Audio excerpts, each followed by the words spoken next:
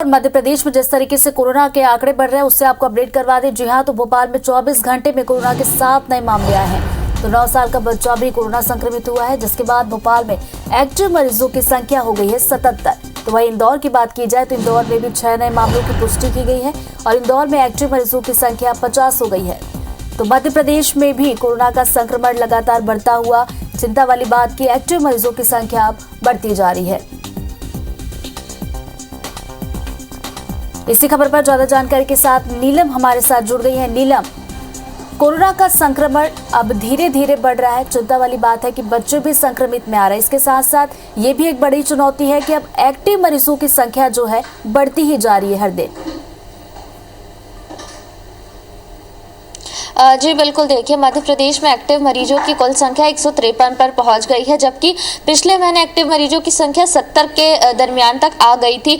लगातार एक्टिव मरीजों की बढ़ती संख्या ने सरकार की भी चिंता बढ़ा दी है। और इस बीच जो इंदौर से बड़ी खबर मिल रही है कि नाइजीरिया से लौटे हुए 2 यात्री पॉजिटिव पाए गए हैं, जिनके सैंपल लेकर जीनोम सिक्वेंसिंग के लिए भेज दिए गए हैं। वहीं करीब आज से 3 या 4 दिन पहले भी भोपाल में भी 2 व्यक्ति पॉजिटिव पाए गए थे, जिनकी यूके और कनाडा की ट्रैवल हिस्ट्री निकली थी और इनके सैंपल भी जीनोम सीक्वेंसिंग के लिए भेज दिए गए थे।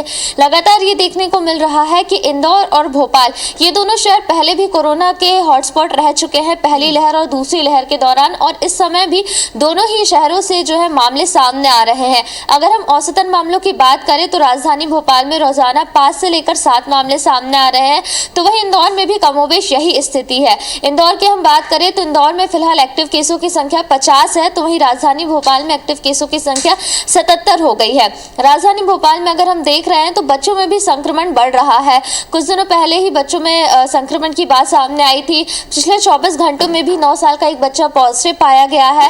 वहीं गुरुवार को भी एक 10 साल का बच्चा पॉजिटिव पाया गया था। तो बच्चों में भी संक्रमण अब जो है धीरे धीरे बढ़ रहा है। हालांकि मुख्यमंत्री शिवराज सिंह चौहान का और स्वास्थ्य विभाग का यही दावा है कि संक्रमण के केस बढ़ रहे हैं, पर चिंताजनक हालात नहीं है, सावधानी रखने की जरूरत है और जो भी तैयारियां हैं तीसरी लहर की आशंका को देखते हुए उनको पुख्ता करने के निर्देश दिए जा रहे हैं। लगातार क्राइसिस कमेटी की जो बैठकें हैं वो हो रही है और ये निर्देशित उन्हें किया जा रहा है कि अपनी शहर की स्थिति के मुताबिक जो है वो काम करे। वैक्सीनेशन पर ज्यादा से ज्यादा जोर देने की बात कही गई है।